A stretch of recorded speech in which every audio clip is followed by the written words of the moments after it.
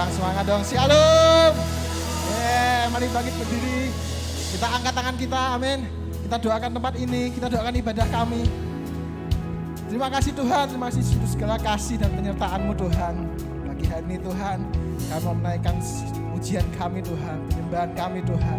Kami mau angkat hati kami, suara kami Tuhan, untuk menyembah Engkau Yesus, Raja di atas segala raja Tuhan. Kau yang pimpin Tuhan, Kau yang sertai ibadah kami dari awal sampai akhirnya Tuhan.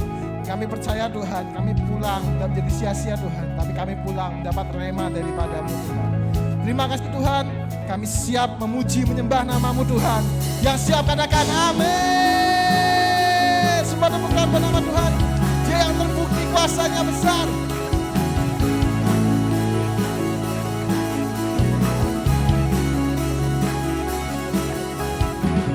Awali di pagi hari dengan hati, selalu memuji semua nafas yang telah Kau beri tanda bukti kasih sejati.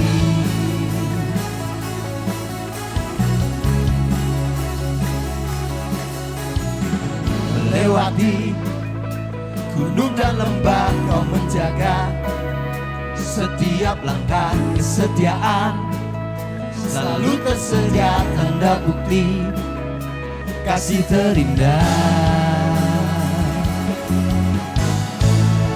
Katakan kasih, kasih yang sejati, kasih yang selalu sama-sama panggil pasti. namanya. Yesus Kau setia, tak pernah berhenti, selalu Kau sertai. Yesus Kau terindah.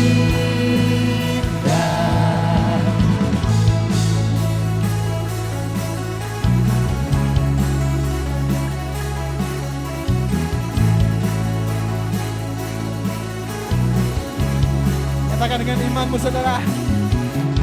Kebaikan-Mu yang tercurah ku rasakan, setiap saat takkan habis, selalu ada tanda bukti kasih yang nyata.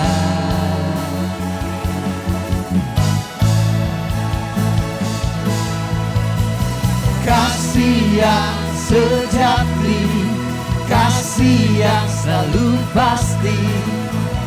Yesus Kau setia, Tak pernah berhenti, tak pernah berhenti, selalu Kau sertai. Yesus Kau terindah. semua bisa kasih tepukan buat Tuhan.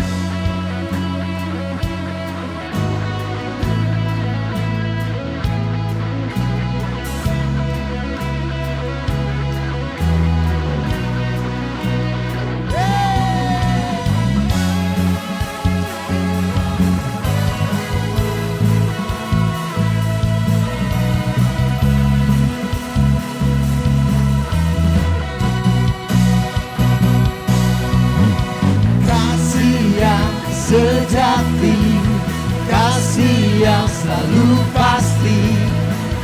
Yesus Kau setia, tak pernah berhenti, selalu Kau sertai. Katakan Yesus Kau terindah. Kasih yang sejati, kasih yang selalu pasti. Yesus Kau setia,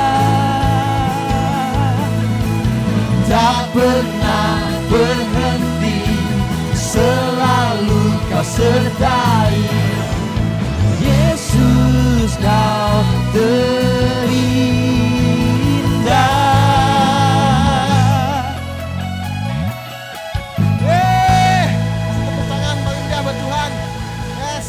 Dia yang besar. Amin. Come on.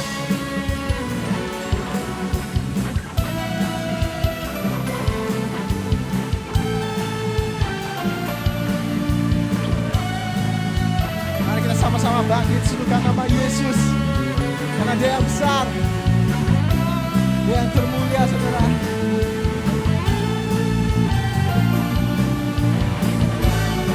Sama-sama. Bangkit serukan nama Yesus. Maju nyatakan kuasanya.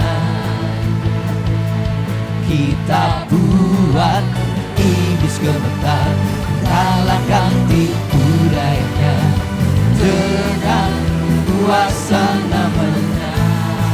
Sama-sama bangkit. Bangkit serukan nama Yesus. Maju nyatakan kuasanya. Sama-sama katakan. Bang. Kita buat iblis gemetar, kalahkan tipu dayanya dengan kuasa namanya. Nama Yesus menara yang kuat. Nama Yesus kota benteng yang teguh. Dengan iman. Nama Yesus kalahkan semua musuh. Nama Yesus di atas segalanya. Tepuk tangan buat nama Tuhan.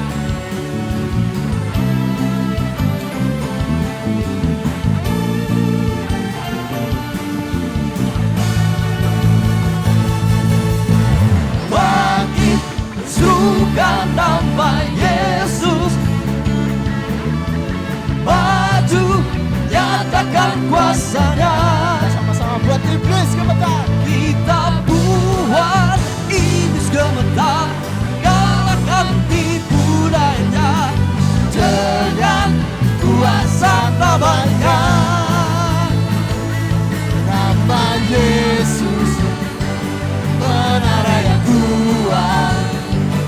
Nama Yesus kota benteng yang teguh. Katakan. Nama Yesus kalahkan semua musuh.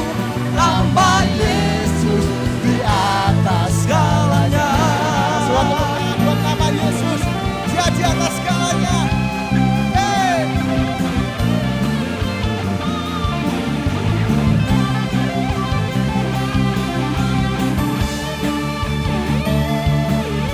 Mari kita sama-sama katakan, come on. Nama Yesus menara yang kuat. Nama Yesus kota benteng yang teguh. Nama Yesus kalahkan semua musuh.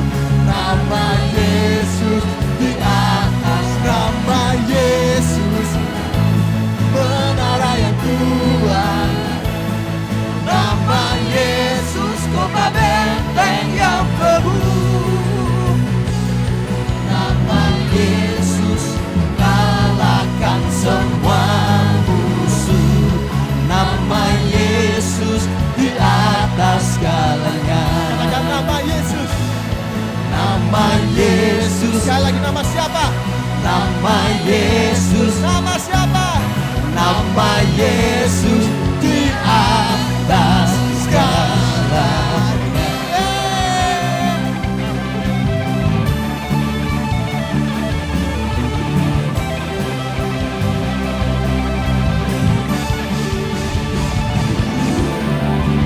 Tepuk tangan buat nama Yesus yang di atas segalanya. Yes. Yes. Pagi hari ini saudara, mari kita sama-sama angkat hati kita. Kita percaya bahwa Dia Yesus yang besar. Namanya di atas segalanya saudara. Dan Dia Yesus yang sangat baik. Melewati lembah kekelaman pun Dia selalu menyertai saudara. Hingga buktinya pagi hari ini kita bisa sama-sama beribadah tempat ini. Karena Dia yang sungguh baik saudara.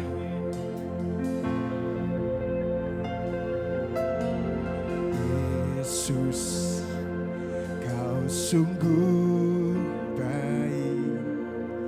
Yesus, nama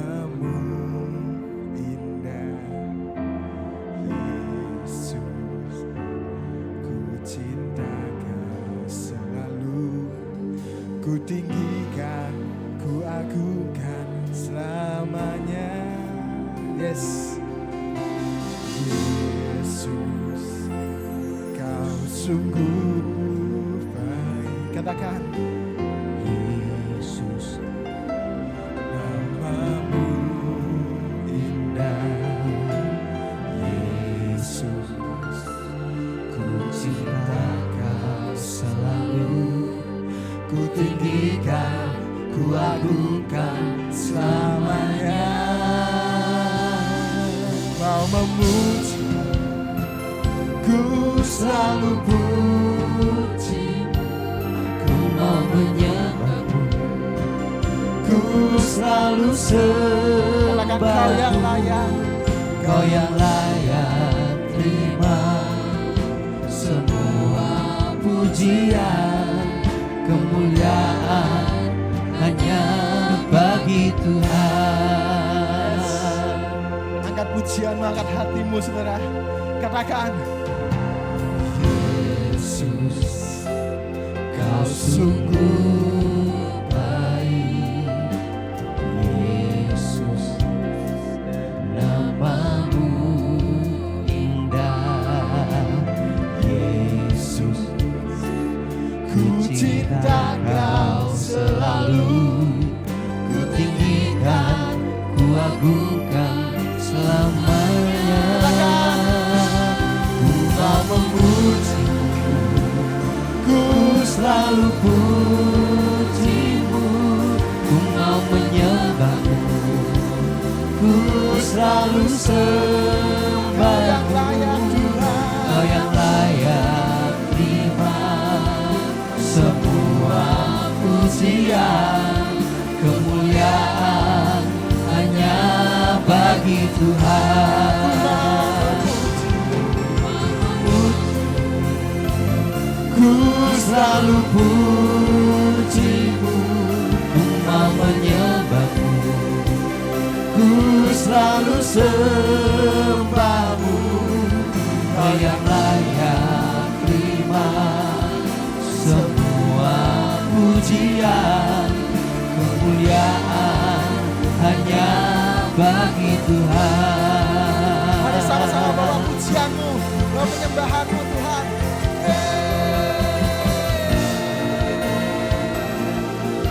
Kami mau memujimu Tuhan, sebab Kau Yesus yang baik Tuhan.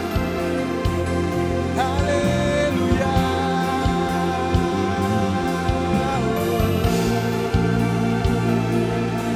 Dan kami mau memujimu, kami mau sembahmu.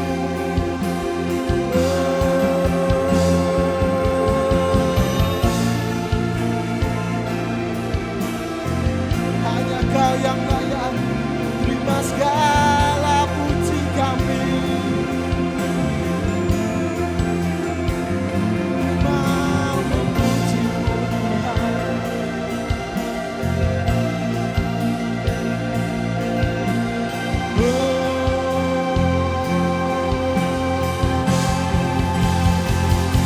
Semua kemuliaan dan keagungan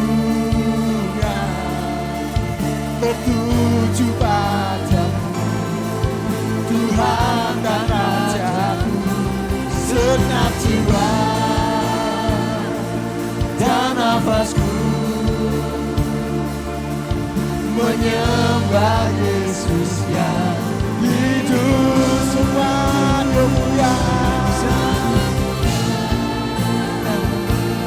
dan keagungan tertuju padamu, Tuhan dan Rajaku. Segenap jiwa dan nafasku menyembah Yesus yang hidup. Ku mau memujimu Tuhan, ku mau memuji.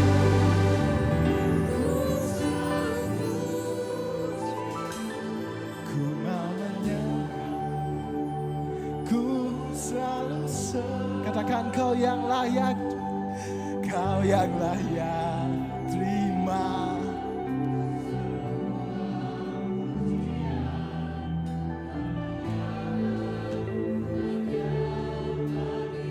Sekali lagi ku mau memuji-Mu Tuhan. Ku mau memuji, yes. Ku selalu puji-Mu.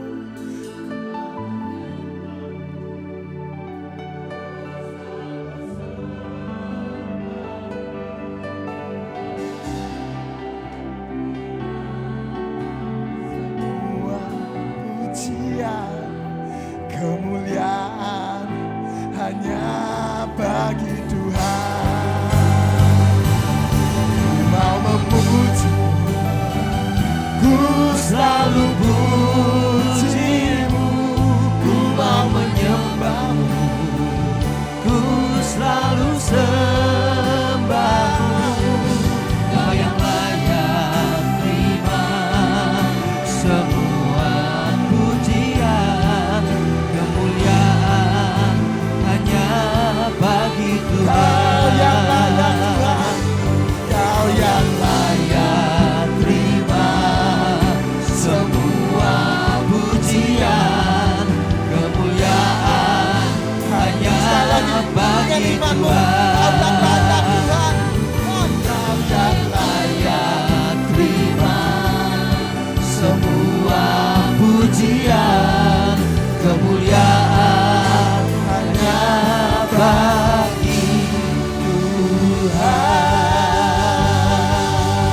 Terima sorak-sorai yang layak. Terima segala pujian dan penyembahanmu saudara. Kemuliaan hanya bagi Tuhan. Amin. Yes Lord. Yeah.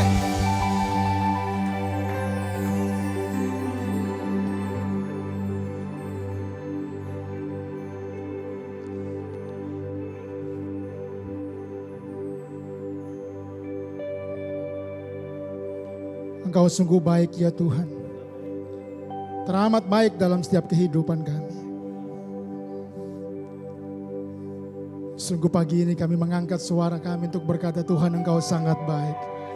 Teramat baik. Berapa banyak saudara yang percaya dan merasakan bahwa hari ini Anda ada karena begitu banyaknya kebaikan Tuhan dalam hidup saudara.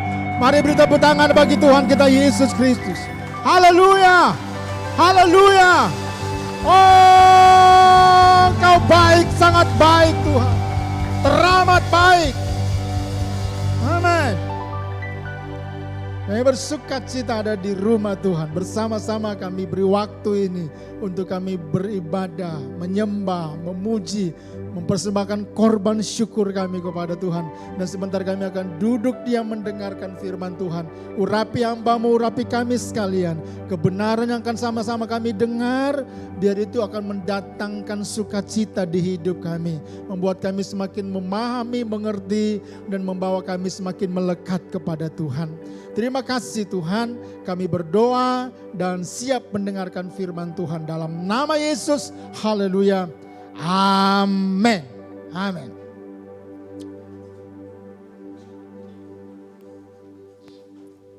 Shalom Bapak Ibu yang dikasihi Tuhan. Saya percaya kabar baik senantiasa ada dalam setiap kehidupan kita semua. Dan doa saya sepanjang kita sama-sama belajar firman Tuhan, semua kita akan mendapatkan kekuatan yang baru lewat kebenaran firman Tuhan. Bapak Ibu dikasih oleh Tuhan, hari ini kita akan berbicara tentang bagaimana kita semakin dalam di dalam Tuhan. Get deeper, bagaimana hubungan Anda dengan Tuhan semakin dalam, hidup di dalam kasih khususnya. Dan pada hari ini saya mau berkata begini kepada saudara, semakin dalamnya Anda mengasihi Tuhan harus berdampak kepada bagaimana kita hidup di dalam kasih satu dengan yang lain. Saya mengulanginya, semakin dalam Anda merasakan kasih Tuhan dan semakin dalam Anda mengasihi Tuhan harus berdampak kepada bagaimana Anda hidup di dalam kasih satu dengan yang lainnya. Karena kasih Tuhan dalam hidup saudara, dalamnya kasih Tuhan yang Anda rasakan harus juga dirasakan oleh orang yang ada di sekitar saya dan saudara. Yang setuju katakan amin. Karena berita utama terbesar kekristenan di dunia ini adalah kasih itu sendiri.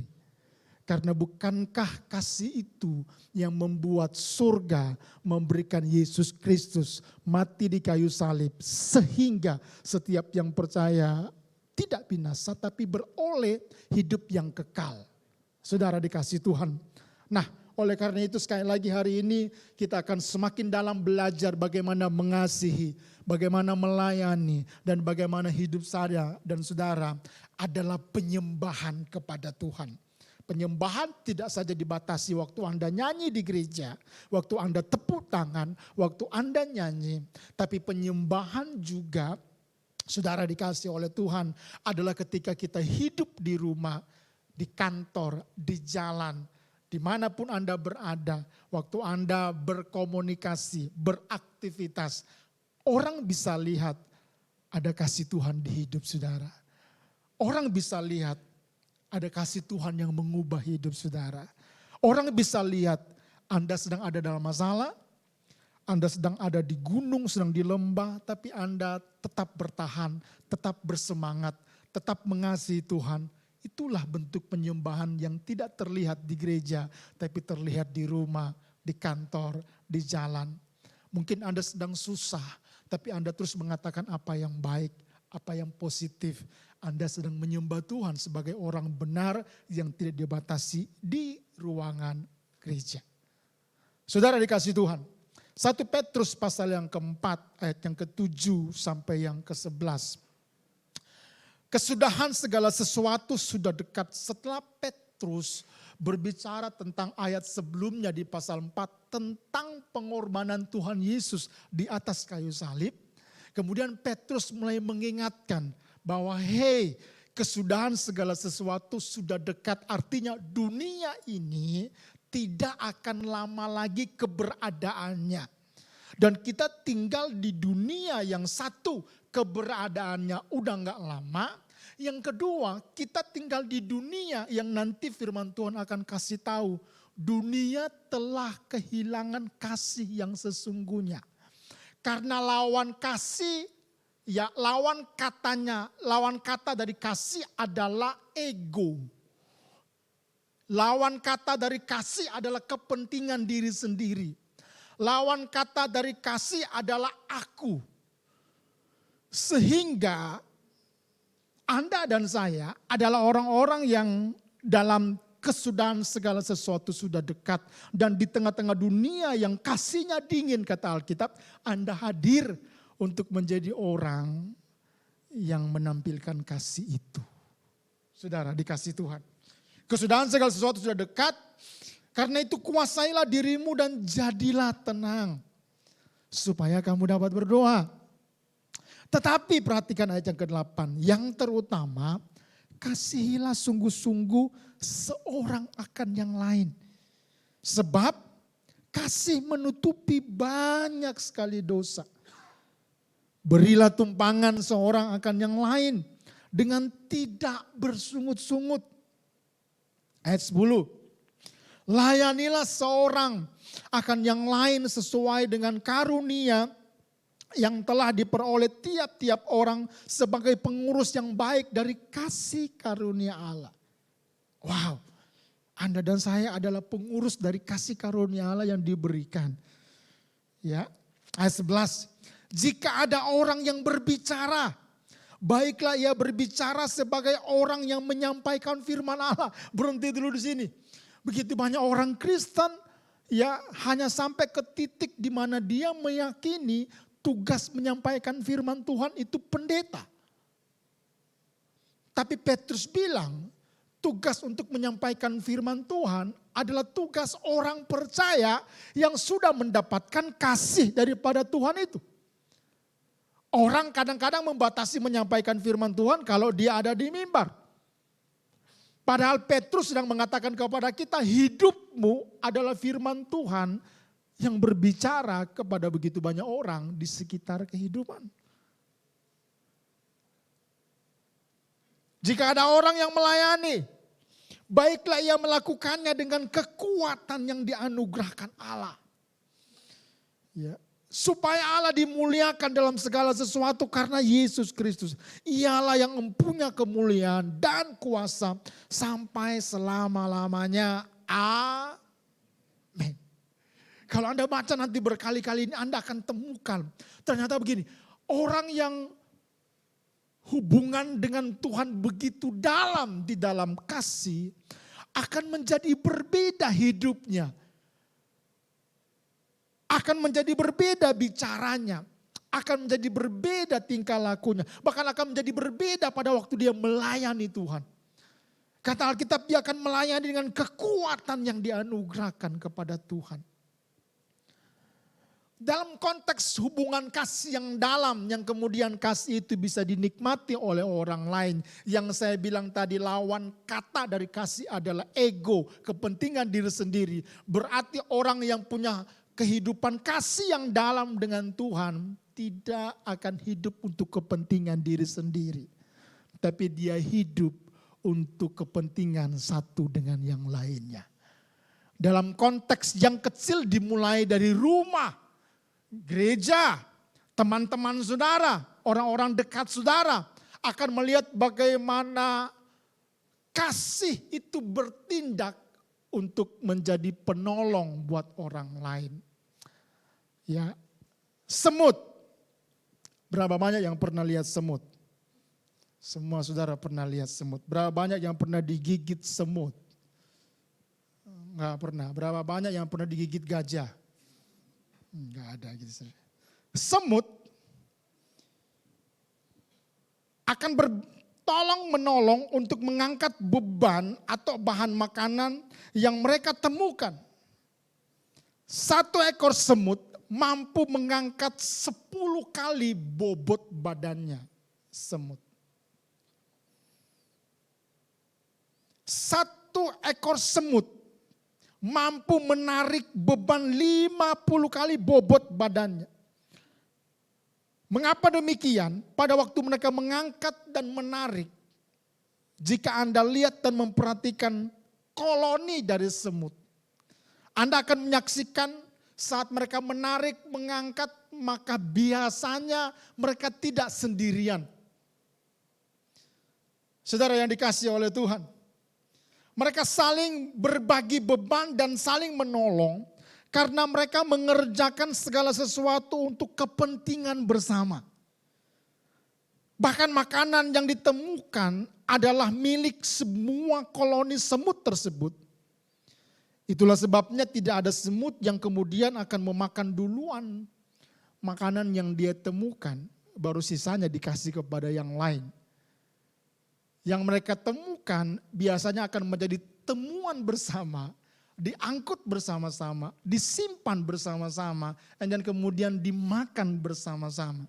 Bahkan Alkitab menggunakan semut sebagai sebuah contoh dari aktivitas mempersiapkan bahan makanan di musim tertentu. Hari ini kita belajar pertama dari semut tentang bagaimana mereka tidak hidup untuk diri sendiri, tapi mereka hidup untuk satu dengan yang lain. Pertanyaan saya, bagaimana dengan saya dan saudara?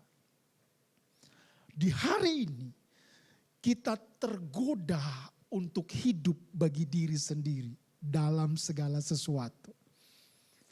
Hari ini banyak orang tergoda hanya untuk hidup untuk keluarganya sendiri. Hari ini banyak orang tergoda untuk kelompoknya sendiri. Tapi pertanyaannya, apakah hanya sebatas demikian panggilan kita ada di dunia ini? Hanya untuk diri sendiri? Ataukah apa yang kita punya, apa yang kita miliki, Tuhan sedang panggil untuk Anda hidup bagi orang lain juga? Ada dua hal pagi ini yang sama-sama kita akan belajar.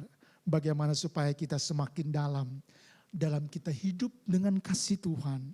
Dan bagaimana kita semakin dalam kita mengasihi orang lain. Berapa banyak saudara hari ini percaya Anda ada karena kasih Tuhan besar buat saudara? Ada amin saudara. Pertanyaan saya berikutnya, berapa banyak saudara yang dengan segala kerendahan hati, Anda adalah bagian dari ada orang yang mengasihi saudara? Amin. Paham pertanyaan saya? Berapa banyak Anda yang sekali lagi sadar bahwa Anda ada hari ini karena ada orang-orang yang mengasihi saudara? Ada banyak orang yang menolong saudara, amin. Ada banyak orang yang bantu saudara, ada amin. Nah kalau demikian, bukankah itu tujuan kerajaan Allah? Anda hidup untuk hidup bersama dalam persekutuan, untuk tolong menolong satu dengan yang lain.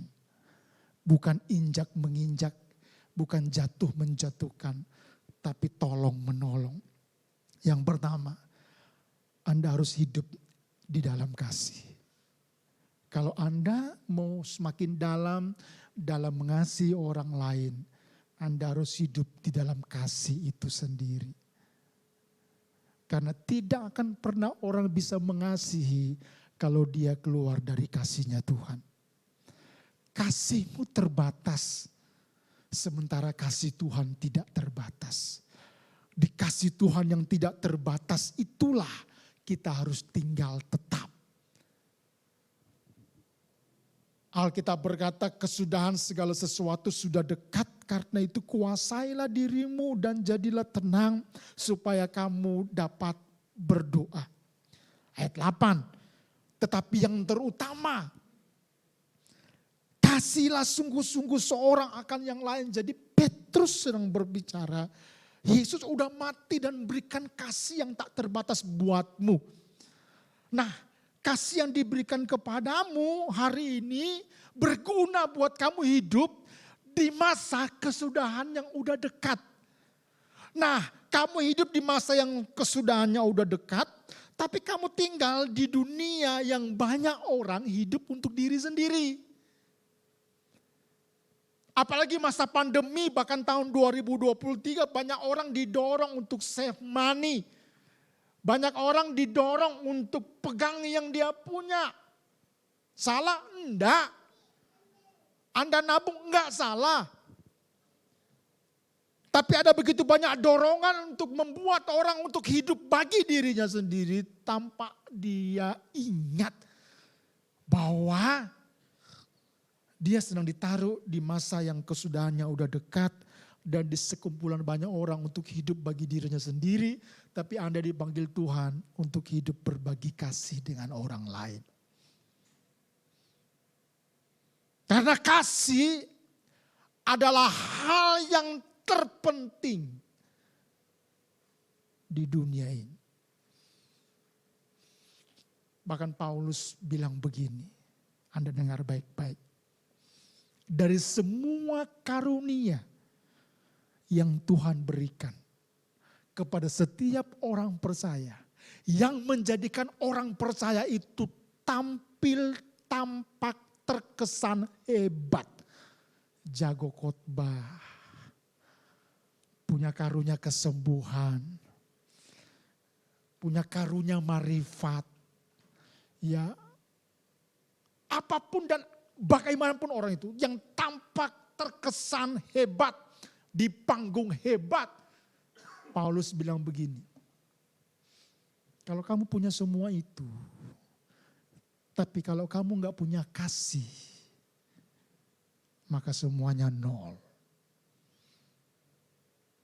Bahkan Paulus bilang begini, kalaupun kamu jago bahasa roh, bahkan bisa mengartikan bahasa roh itu, tapi kalau kamu gak punya kasih, karena Paulus bilang, yang terbesar di antara semuanya adalah kasih.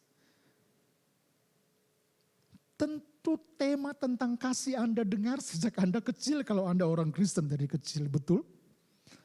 Tapi untuk hidup di dalam kasih dan semakin dalam untuk Anda hidup mengasihi orang lain butuh sebuah proses dan pada akhirnya keputusan. Anda harus mempercayai bahwa kasih adalah hal yang terpenting di antara semuanya. Di zaman akhir ini, di mana kasih kebanyakan orang menjadi dingin. Matius 24 berbicara tentang akhir zaman. Dan karena makin bertambahnya kedurhakaan, maka kasih kebanyakan orang menjadi dingin.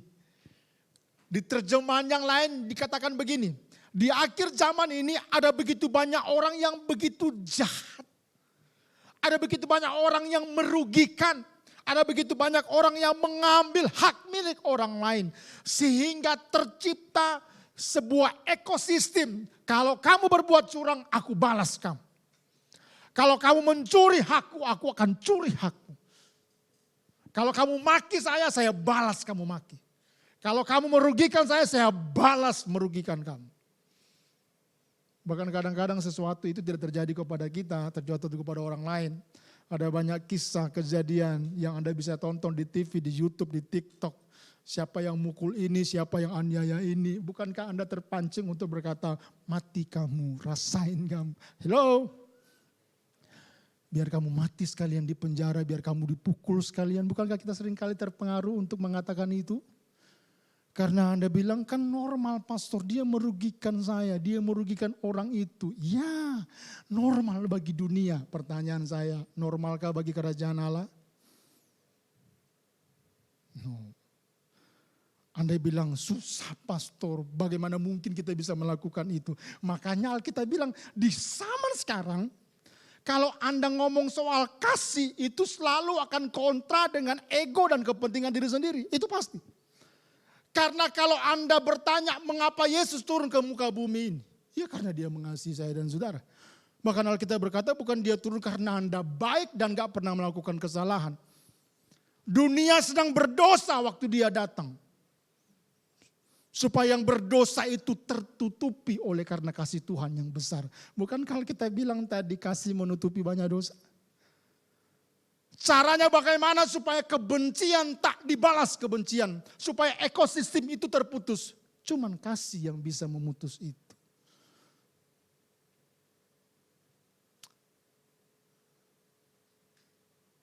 Kalau Anda suka nonton film Mandarin yang orang dendam 7 turunan itu. Engkong saya dibunuh sama ini. Kemudian diceritain, nanti tuh balas dendam kan terus begitu kan. Dia balas dendam, terus nanti film berikutnya ya seri ketiga, pembalasan dendam anak apa gitu kan. Nanti seri keempat, pembalasan dendam, jadi balas. Jadi sampai dunia kiamat balas-membalasnya gak selesai. Nah saya tidak tahu apakah hari ini Anda sedang ada di situasi di mana Anda sedang berpikir untuk membalas kejahatan orang. Firman Tuhan datang kepada kita. Hanya kasih yang bisa memutus ekosistem pembalasan dendam. Hanya kasih yang bisa memutus rangkaian dari keinginan saudara untuk melihat yang buruk terjadi kepada orang. Saya mendengar sebuah khotbah kemarin dan ya kata-kata di khotbah itu sangat menarik buat saya. Kadang-kadang kita berdoa, Tuhan, bukankah engkau berkata pembalasan ada di tanganku? Pendeta itu bilang begini, Tuhan tolonglah balaskan ke dia Tuhan. Sakit hatiku Tuhan. Tolong balas Tuhan. Jangan sampai mati tapi komalah bolehlah Tuhan. Kadang-kadang waktu kita sakit hati dengan perbuatan orang yang mungkin udah keterlaluan. Tanpa ngucap hati kita berkata begitu kan. Hello, Tuhan, waktu dia di jalan Tuhan, izinkan dia ditabrak orang Tuhan. Jangan sampai mati, patahlah tulangnya dikit bisa disambung kok Tuhan. Ayo kita jujur. Bukankah dalam doa tersembunyi kita menginginkan kecelakaan orang yang memusuhi kita? Hello. Tapi bagaimana kalau surga bilang begini, enggak anakku, aku sedang pakai dia untuk melatihmu. Nalo.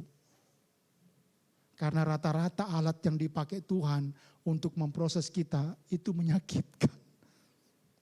Setuju enggak? Saya ulangi ya. Rata-rata alat yang Tuhan pakai untuk memproses kita itu menyakitkan. Lah alat itu kadang-kadang orang bentuknya. Lah orang itu kadang-kadang orang dekat kita. Yo bisa suami, bisa istri, bisa orang tua, bisa anak, bisa tetangga. Bisa siapa lagi, Beng? Yang punya alun-alun siapa, Beng? Itu rahasia kita berdua, Beng. Nah, bagaimana kalau Tuhan sedang pakai dia, tetangga, teman, sedang proses kita. Karena Anda baca Alkitab, yang menyakitkan Yusuf secara manusia itu siapa? Siapa orang terdekat Yusuf harusnya? Kakak-kakaknya kan? Bukan tetangga kampung yang jauh yang Yusuf nggak tahu. Kakaknya. Siapa lagi yang nyakiti Yusuf? Selain keluarganya siapa tuh? Di Mesir dia ketemu Om Potifar sama Tante Potifar. Berarti kan atasannya dia kan? Anda bisa disakiti sama atasanmu loh. Benar ya Bang ya? Acangan tuh. Saya tuh pernah tuh. Di Tlogosari Semarang tuh. Waktu saya masih praktek tahun 96 kira-kira gitu ya. Ada yang belum lahir mungkin ya. Ya capek saya maksudnya. Ibadah 2 kali. Ya bangun pagi-pagi tuh ibadah pagi. Pagi 2 kali langsung tuh. Jam 7 kemudian nyambung jam 9. Nah jam 9 sampai jam 11. Jam 11 itu ngelipat semua alat-alat musik bawa di Solo. Muat gitu, nyetir juga sampai Solo. Suatu ketika di proses itu saya capek gitu saudara. Tiba-tiba gembala saya bilang, hari Senin itu hari Seninnya.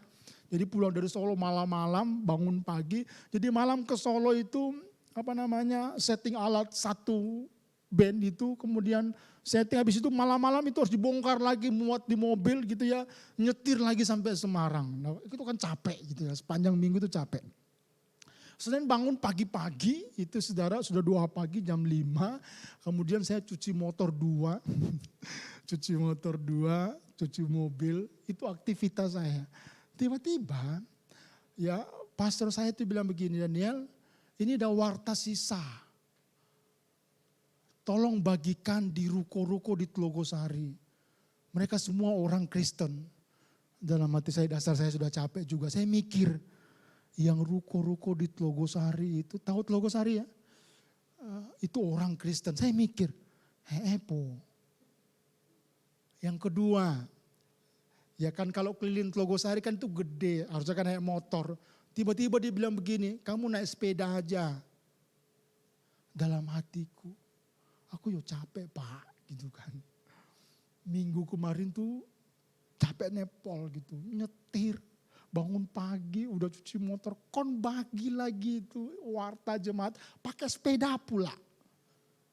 Terus saya tanyakan begini, lah Pak kalau dia bukan orang Kristen, ya kamu injilin dia. Dalam hati saya, papi saya gembala tapi nggak kayak kamu juga sih. Dalam hati saya jauh-jauh merantau dari Manado kok ya kon cuma cuci motor 2, nyopirnya, itu ngepel pula saudara. Wah zaman penjajahan itu saudara dikasih Tuhan. Seriously gitu saudara. Ngamuk hatiku. Nyuruh-nyuruh. Udah capek. Dipikir ruko-ruko di Tlogosari Kristen semua. Lah kalau Muslim. Tak akan kasih warta. Apa enggak diperkarakan saya? Saya bilang begitu pokoknya kamu bagi aja naik sepeda. Walaupun ada lagu kerja buat Tuhan. Itu enggak banget saudara di hatiku. Enggak banget. Pikiran saya pulang Manado aja lah, gampang lah. Dimarah-marah pun yang penting itu papa mama saya lah. Ini yang marah juga bukan papa mama saya. Tapi saya lakukan itu. Sepeda sampai sebenarnya saya nangis. Saya kasih warta. Kalau trukonya masih tutup cepat-cepat terus saya pergi langsung gitu. Gitu kan. Sampai warta itu habis. Di waktu itu saya nggak paham kenapa Tuhan izinkan saya punya senior pastor kayak enggak, saya nggak paham. Isinya itu mengeluh, menggerutu, marah gitu kan. Emang gua siapa? Dikulain jauh-jauh cuman buat bagi-bagi warta. Pikiran saya waktu itu begitu. Tapi lama-lama saya menjadi paham bahwa itu berguna buat saya di hari esok saya. Saya pindah Jogja. Tahu kerjaan saya di Jogja apa? Salah satunya selain bantu pengembalaan. Ya, nyeting alat musik. Satu band. Ngangkat. Ya karena kan ibadah di hotel alat harus disetting, dibongkar, setting, bongkar. Nah waktu pindah di Jogja ringan karena sudah terbiasa. Bahkan di Semarang jauh lebih berat. Nyeting alat di Solo, bongkar, pulang lagi ke Semarang.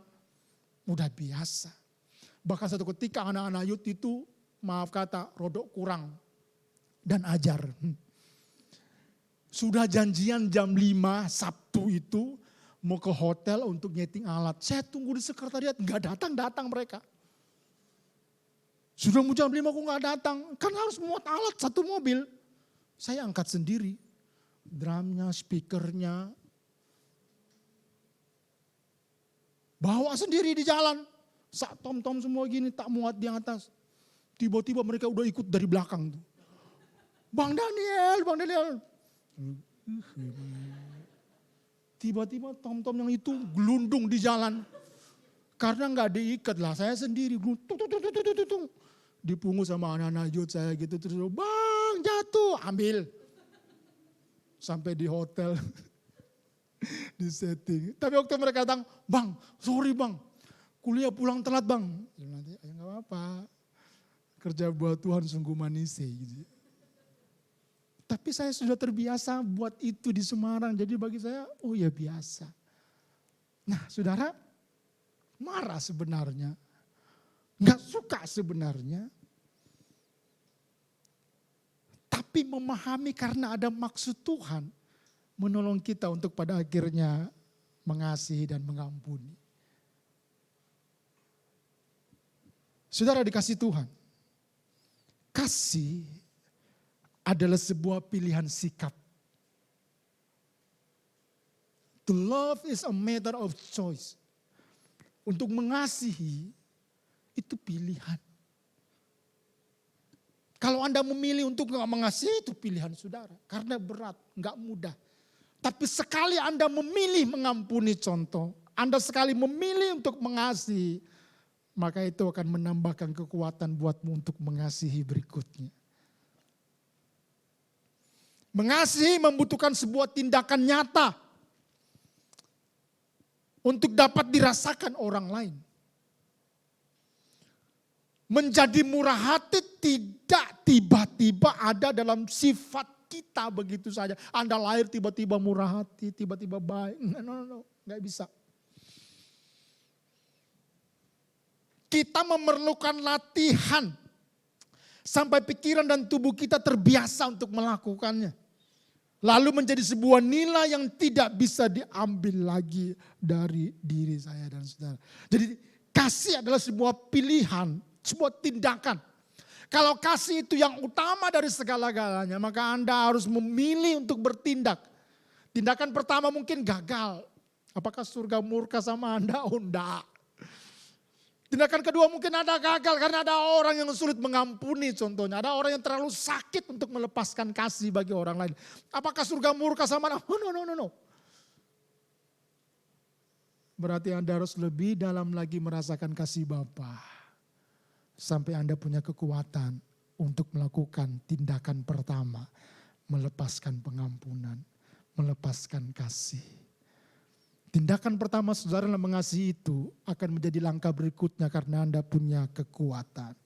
Terus sehingga pada akhirnya mengasihi menjadi nilai hidup saudara.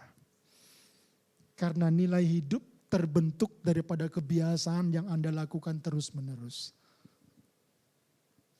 Cara kita mengaktifkan kasih adalah ya dengan melakukan. Bagaimana supaya Anda bisa lebih dalam mengasihi orang? Ya lakukan. Susah pastor, ya memang susah. Gak kuat pastor, ya memang kita gak kuat. Kita hanya bisa kuat kalau terkoneksi dengan kasih Tuhan. Di luar itu gak bisa. Beberapa contoh yang bisa kita temukan. Kejadian 50, next. Beginilah harus kamu katakan kepada Yusuf. Ampunilah kiranya kesalahan saudara-saudaramu dan dosa mereka. Sebab mereka telah berbuat jahat kepadamu. Maka sekarang ampunilah kiranya kesalahan yang dibuat hamba-hamba Allah ayahmu. Lalu menangislah Yusuf ketika orang berkata demikian kepadanya. Saya mau tanya, dalam sepengetahuan Anda tentang sejarah Yusuf, apakah Yusuf mengampuni saudara-saudaranya? Halo? Apakah Yusuf mengampuni saudara-saudaranya? Waktu Yusuf mengampuni saudara-saudaranya, di posisi apakah Yusuf? Yusuf ada di posisi yang bisa membuat saudara-saudaranya menderita, bahkan dipenjara, bahkan dibunuh. Kalau Yusuf mengampuni saudaranya pada waktu dia masih menjadi budak, nilai pengampunannya begitu kecil karena dia ada di bawah. Tapi Yusuf melepaskan pengampunan kepada saudara-saudaranya pada waktu dia jadi penguasa. Yang punya kemampuan untuk buat keluarganya menderita. Yang punya kemampuan buat orang lain mati dan dipenjara. Tapi Yusuf memilih. Nah, kasih itu pilihan. Anda harus pilih. Yusuf memilih mengampuni saudara-saudaranya. Bahkan dia bilang begini, bukan kamu yang jual aku ke sini, tapi Tuhan. Supaya aku lebih dulu di sini dan mempersiapkan kehidupan buat kamu. Bukankah saudara-saudaranya, istrinya Potifar, juru minum, juru roti, alat yang Tuhan pakai untuk buat Yusuf sampai di atas posisinya? Hari ini apakah Anda sedang didorong oleh Roh Kudus untuk melepaskan pengampunan kepada orang? Biarkan Roh Kudus berbicara buat Anda. Dan Anda yang pilih. Saya enggak harus suruh Anda harus mengampuni orang. Enggak. Biar Roh Kudus yang dorong Anda untuk bisa melepaskan pengampunan. Markus 11, 25, 26. Dan jika kamu berdiri untuk berdoa, ampunilah dahulu sekiranya ada barang sesuatu dalam hatimu terhadap seseorang. Supaya juga Bapamu yang di sorga mengampuni kesalahan-kesalahanmu. Tetapi jika kamu tidak mengampuni, maka Bapamu yang di sorga juga tidak akan mengampuni kesalahan-kesalahanmu.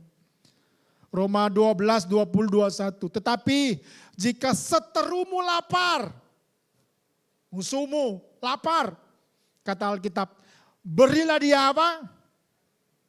Makan. Jika haus, berilah dia. Bisa gak itu? Kan kontras. Jangankan beri makan, beri minum. Lihat mukanya aja kadang-kadang kita memuntah kan. Dia lagi, dia lagi. Dia lagi, dia lagi. Tampak berat untuk mempraktekkan ini. Tapi menjadi dapat dilakukan ketika Anda hidup di dalam kasih itu sendiri. Dengan berbuat demikian, dengarkan kata Alkitab. Kamu menumpukan bara api di atas kepalanya. Janganlah kamu kalah terhadap kejahatan. Tetapi kalahkanlah kejahatan dengan apa saudara? Kebaikan. Jadi lingkaran yang membuat orang dendam, benci, turun-temurun hanya bisa putus kalau Anda lakukan apa yang baik. Dengan berbagi kasih. That's it. Yang kedua dan kita akan selesai. Blessed to bless others. Anda diberkati. Punya satu tujuan. Supaya Anda bisa memberkati orang lain. Katakan amin. Katakan amin. Kalau saya ngomong berkat, jangan batasi itu dengan uang. Karena kalau Anda nggak punya uang, Anda akan punya alasan untuk tidak jadi berkat. Sementara berkat luasannya besar. Memang termasuk uang.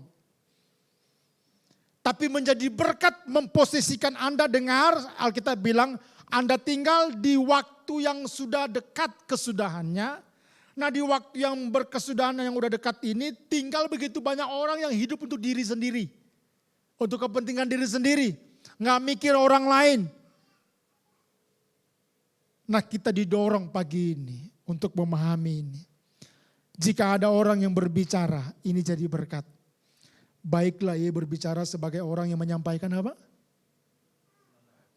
firman Allah. Berarti menyampaikan firman Allah kepada orang itu membuat Anda jadi apa? Berkat.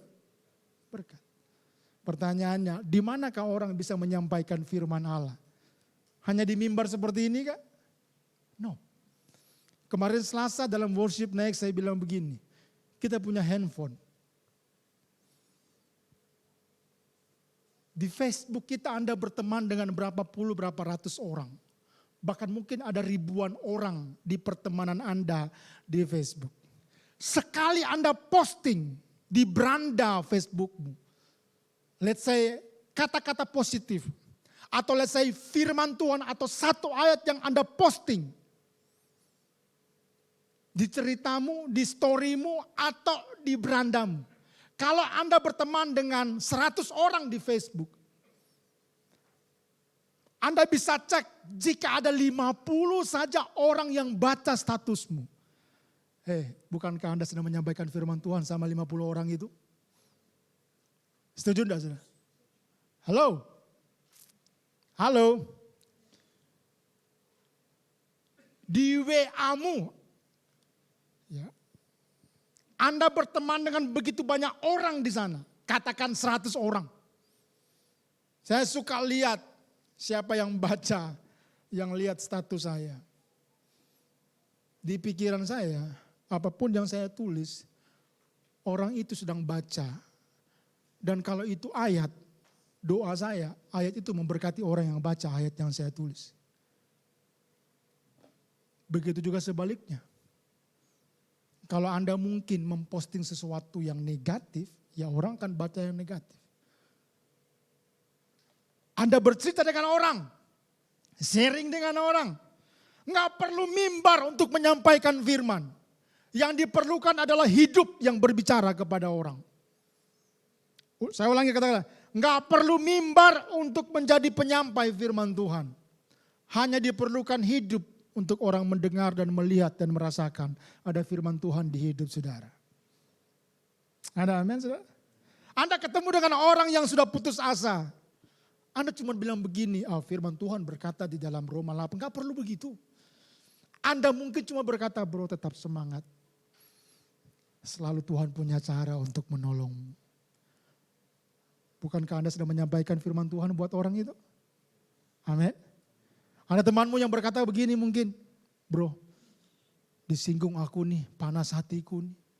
Kalau Anda menyampaikan kabar baik, Anda akan bilang, sabar bro, sabar. Sabar, ayo biar kepala dingin, biar selesai dengan baik. Tertolong gak orang itu untuk meredam emosinya? Betul ya? Anda gak perlu baca ayat tuh. Anda cuma sebutkan nilai-nilai kebenaran aja tuh. Bayangkan kalau Anda datang kepada orang yang panas hati dan bercerita, gue udah bawa pisau nih bro. Buat apa? Potong bawang? Enggak, gue mau nusuk orang nih. Terus Anda datang, kamu bawa pisau? Gue ikutan ambil pisau ya. Gue bantuin ya. Tuh di Manado begitu tuh. Oh tapi Randy enggak, Coach Randy enggak. Amin bro gitu. Anak Tuhan benar-benar luar biasa sekali. Tapi di Manado begitu bro. Ya, orang Sumatera katanya sumbu pendek. Orang Sulawesi enggak punya sumbu. Itu diam-diam tiba-tiba nusuk tuh. Ya, itu pisaunya putih panjang-panjang tuh. Itu ditaruh di sini tuh, malam minggu apalagi kalau udah minum cap tikus gitu ya. Itu jalan lurus pun mereka protes sama pemerintah. Kenapa jalannya miring? Lalu mereka jalannya miring kok. Dan mabuk pun bisa-bisanya nyanyi lagu rohani. Bayangin. Kamu enggak bro, percaya saya. Misalnya Tuhan setia gitu. Bayangin karena dari kecil mereka dengar lagu rohani, mabuk pun rohani, bayangin. Anda bayangin, orang lagi marah bawa pisau bilang, bro, mau gue hajar orang itu, kurang ajar. Ayo bareng-bareng yuk. Jadi, makanya kita bilang, kejahatan hanya bisa putus kalau ada kebaikan yang Anda lakukan. Cuman itu. Saudara dikasih oleh Tuhan. Ya. Jadi kalau berbicara, Anda sedang menjawab penyampai kabar baik. Jika ada orang yang melayani, baiklah ia melakukan dengan kekuatan. Artinya kalau melakukan dengan kekuatan, dia nggak akan setengah-setengah. Dia akan melayani dengan sungguh-sungguh. Katakan amin. Supaya kenapa Allah dimuliakan dalam segala sesuatu karena Yesus Kristus. Ialah yang mempunyai kemuliaan dan kuasa sampai selama-lamanya. Pertanyaannya next, klik. Pernahkah kita merenungkan apa penyebab dari berkat Tuhan dalam kehidupan kita? Apa penyebab Tuhan berkati kita? Kalau kita udah diberkati, coba tanya. Apakah berkat itu untuk diri kita sendiri saja? Ataukah ada maksud Tuhan untuk kita bagikan pada yang membutuhkan? Ingat, jangan batasi soal uang. Bisa saja uang. Next. Berkat yang saya terima, renungin sama-sama ini. Mungkin saja jawaban doa dari tetangga kita. Berkat yang saya terima, mungkin saja jawaban doa dari orang-orang yang ada di sekitar kita. Kemarin pagi-pagi ada seseorang pada akhirnya dalam pembicaraan itu, saya tahu dia butuh berkat. Bagi saya yang dia butuhkan ya adalah sejumlah uang yang bagi saya itu besar.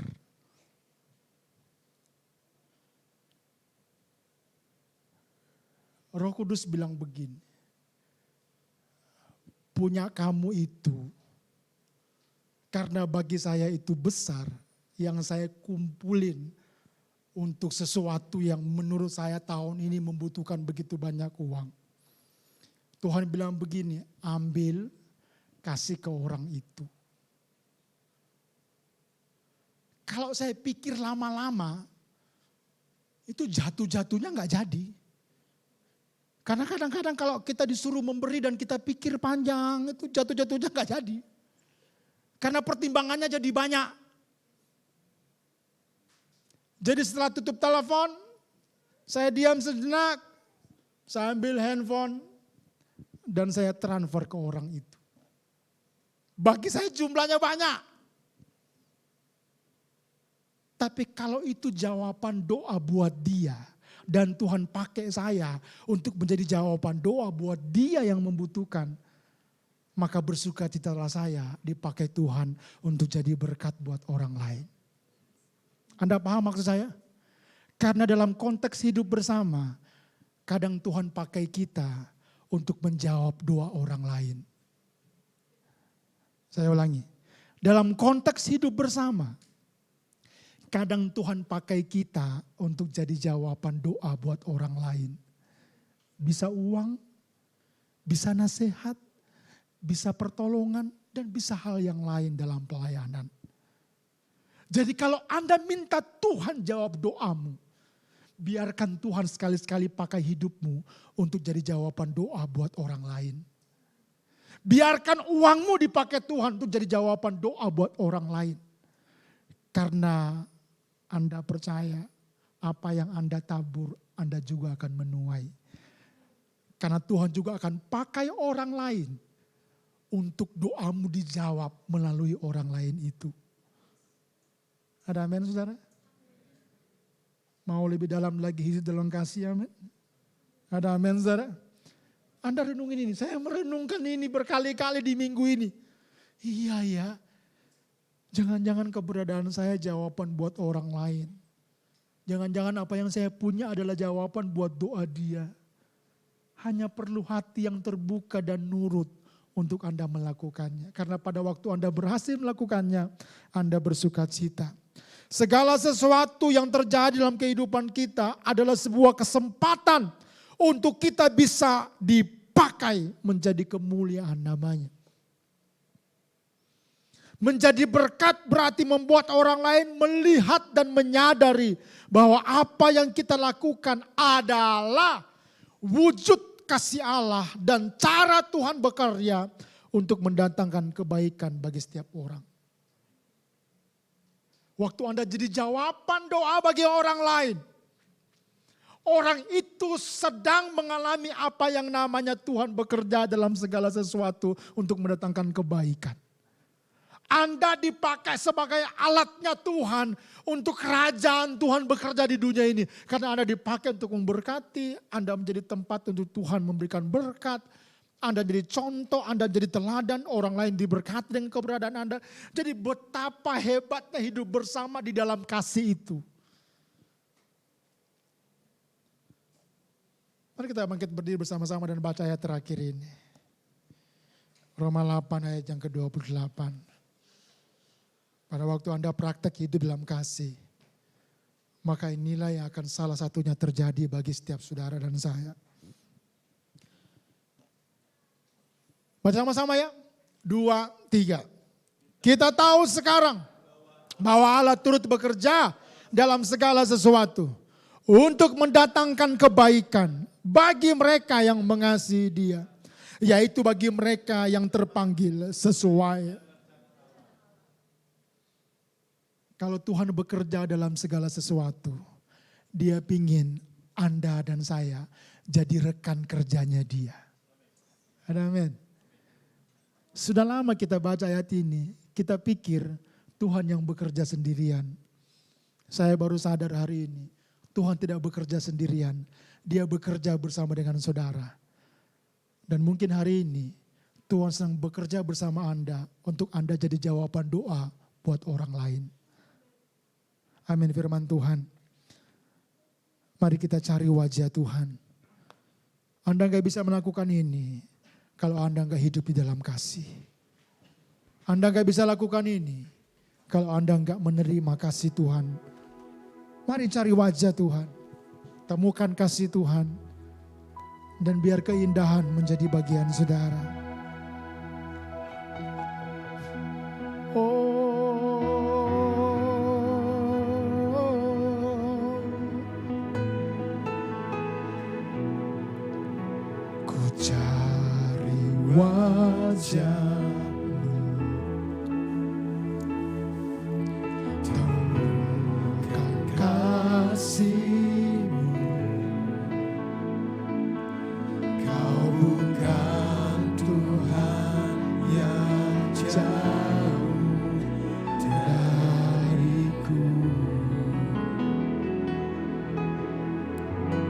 Panggil namanya, ku panggil namamu.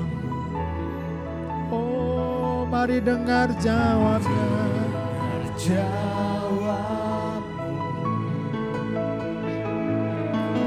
Tuhan yang selalu dengar seruan hatiku. Sama-sama katakan, sungguh indah Kau Tuhan, penuh kasih dan sayang. Kau tempat perhiburan bagi setiap hati yang terluka. Sungguh indah Kau Tuhan. Amin. Menara perlindungan, Kau sumber kekuatan bagi semua orang yang membutuhkan. Mari sama-sama kita cari wajah Tuhan. Mari temukan kasih Tuhan yang besar itu. Cari wajah, temukan kasih-Mu. Ralabalaba syakaralabalaba syakar. Tuhan yang jauh Dia dekat dengan kita semuanya. Bahkan dia ada di hidup kita semuanya. Oh, panggil namanya.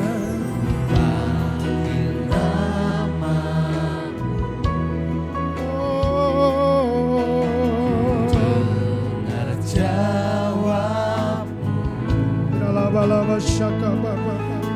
Tuhan yang selalu tenang, seruan hatiku. Mari angkat tanganmu bersama-sama. Sungguh indah Kau Tuhan. Mari rasakan kasih Tuhan buat saudara. Penuh kasih dan Ayo. Rasakan kasih Tuhan mengalir. Tempat penghiburan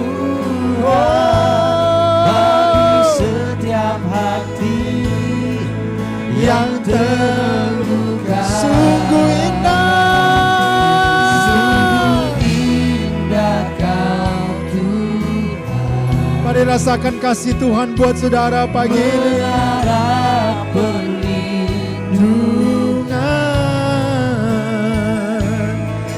sumber kekuatan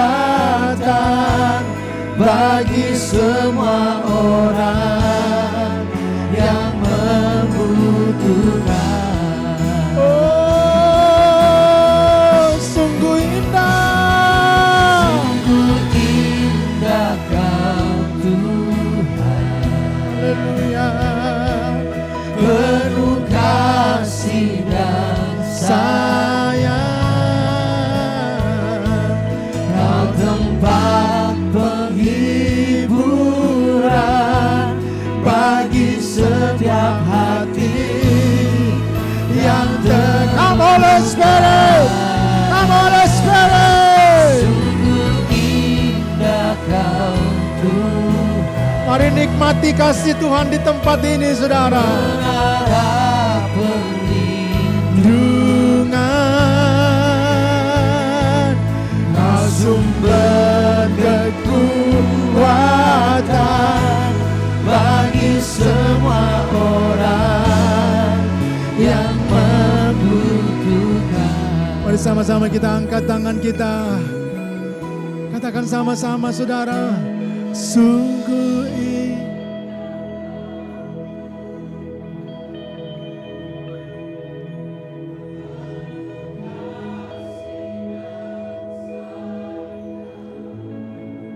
Mari terima kasih yang daripada Tuhan. Haleluya. Haleluya Yesus. Sungguh indah. Oh.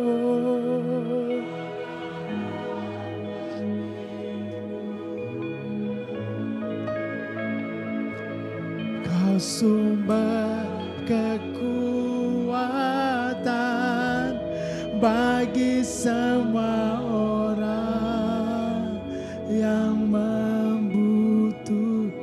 Sumber kekuatan, sumber kekuatan, sumber kekuatan, sumber kekuatan. Come on, come on, dengan sukacita, come on. Sumber kekuatan, sumber kekuatan, sumber kekuatan. Terima kekuatan baru malam pagi ini. Come on, sumber kekuatan, sumber kekuatan. Terima, katakan sumber kekuatan, sumber kekuatan, sumber dalam nama Yesus, dalam nama Yesus. Tuhan melimpahi engkau dengan kekuatan baru pagi ini, dengan kasih-Nya yang besar, dengan kasih-Nya yang hebat. Terima kekuatan baru pagi ini. Kekuatan, sumber kekuatan, oh, sumber kekuatan bagi semua orang yang membutuhkan.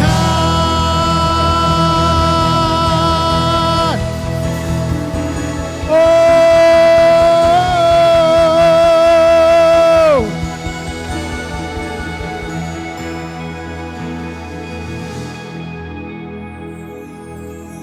dalam 1 menit ini saya kasih kesempatan buat saudara. Dengarkan suara Roh Kudus di hatimu. Karena kasih itu adalah sebuah keputusan yang Anda pilih. Maka putuskan sesuatu pagi ini di hidupmu. Adakah Roh Kudus yang berbicara kepada hatimu pagi ini? Untuk dengan penuh kasih memutuskan sesuatu. Saya tidak tahu persis itu apa.